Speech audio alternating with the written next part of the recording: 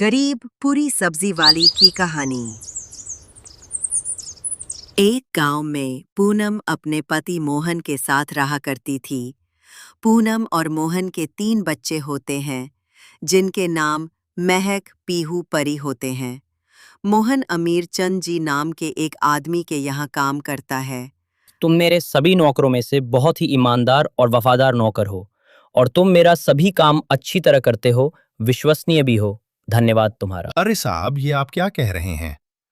धन्यवाद तो मुझे आपका करना चाहिए। आप कितने अच्छे इंसान हैं जो आप ऐसा सोचते हैं। अमीर चंद जी को मोहन पर बहुत भरोसा था और मोहन भी अपना काम ईमानदारी से करता था। मोहन अपने बच्चों के लिए हर दिन कुछ न कुछ बाहर से खाने के लिए लाया करता था। ये देखो बच्चों, तुम्हारे लिए तुम्हारे पापा क्या लाए हैं।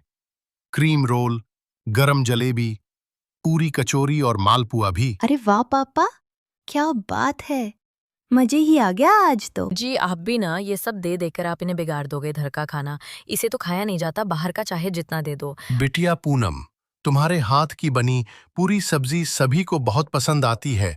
तुम बिटिया हर हफ्ते ही बहुत सारा भोग बनाकर लाती हो और जरूरतमंद लोगों को भी बांटती हो। माँ दुर्गा तुम पर अपनी कृपा बनाए रखें। तुम सदा खुश रहो, तुम्हारा सुहाग बना रहे। इस तरह दोनों की जिंदगी खुशहाल चल रही होती है।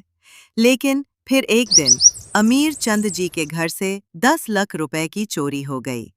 अमीर चंद जी बहुत घबरा जाते हैं। वो अपने सभी नौकरों को बुलाते हैं और सभी की तलाशी करते हैं। अब उन्हें मोहन के थैले में से 500,000 रुपए मिलते हैं। यह देखकर अमीर चंद जी मोहन से कहते हैं, अरे मोहन, तुमने मेरा पैसा चुराया। 10 लाख के सिर्फ 5 लाख है तेरे पास, बाकी के 5 लाख कहाँ है? अरे बेशर्म, मैं तुम पर कितना विश्वास करता था, लेकिन तुमने ऐसा क्यों किया? तुम्हें पैसों की जरूरत थी तो तुम मुझसे कह देते, लेकिन ऐसा नहीं करना चाहिए था।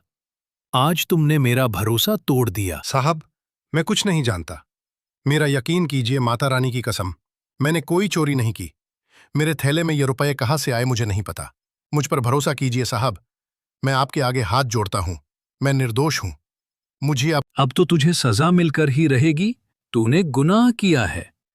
जब पुलिस तुझसे पूछताछ करेगी तो बाकी के 5 लाख भी निकल जाएंगे तेरे पास से ही। तुझे तो मैं अब बिल्कुल नहीं छोड़ूंगा। इतना कहकर वो पुलिस को फोन लगा देता है और पुलिस बेकसूर मोहन को जेल में डाल देती है।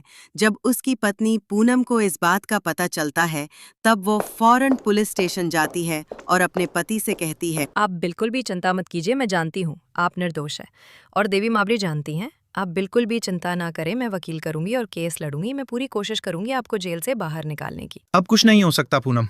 तुम बच्चों का ध्यान रखो। मेरी गलती क्या थी? मैंने तो हमेशा ईमानदारी से काम किया है।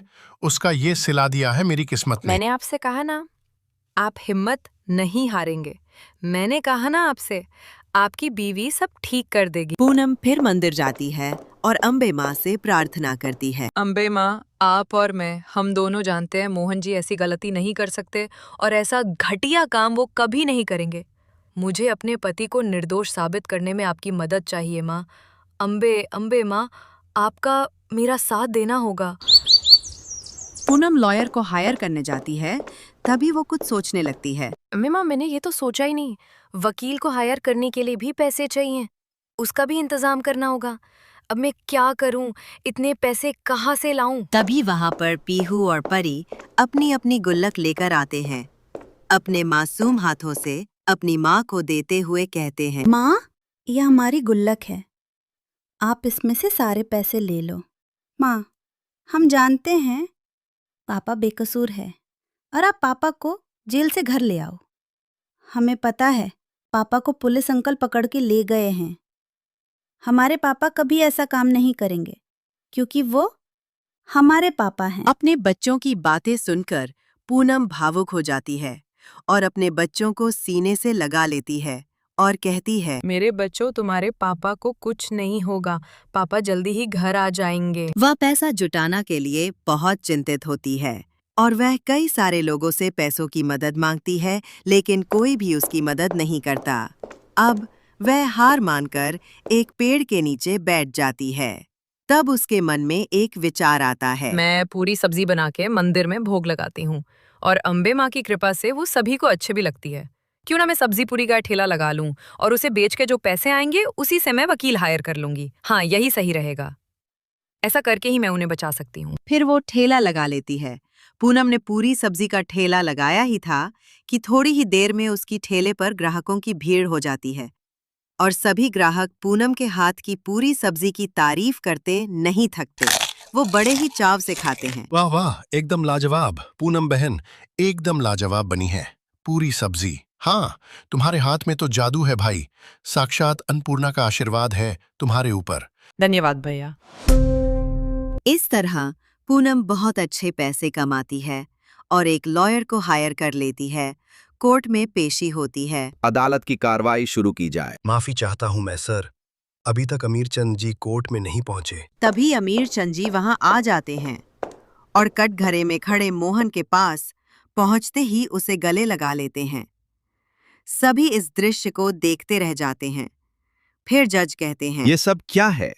अमीर चंद जी, भूलिए मत, ये कोर्ट है और इस आदमी पर ही आपने पैसे चुराने का इल्जाम लगाया है। नहीं नहीं, ये चोर नहीं है मोहन, बेगुनाह है। ये लीजिए पेन ड्राइव, इसमें सब कुछ कैद है।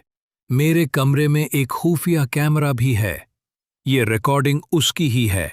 मैंने सीसीटीवी कैमरा चेक किया तो मेरे सामने सर सच आ गया। फिर लॉयर एंड जज वो पेन ड्राइव की फोटोज देखते हैं।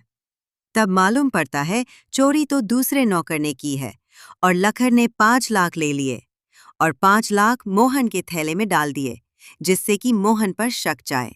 इन सब के बाद कोर्ट केस को खारिज कर देती है और लखन को गिरफ्तार करने का आदेश देती है। मुझे माफ कर दो, जाने क्या क्या कहा तुमसे। मेरे कारण तुम्हें जेल में 1 हफ्ते तक रहना पड़ा, जबकि तुम निर्दोष थे। दुनिया में तुम जैसा कोई नहीं है। तुम अच्छे हो मोहन। सच्ची ईमानदारी तो आपने दिखाई है साहब, लास्ट मौके पर आकर सच को सबके सामने लाने की। आखिर माँ अम्बे ने सब ठीक कर दिया। जय माँ अम्बे। फिर अमीर चंद जी और मोहन दोनों फिर से काम करने लगते हैं। पूनम भी पूरी सब्जी का अपना ठेला बराबर चलाती है और दोनों खूब प्रगति करते हैं।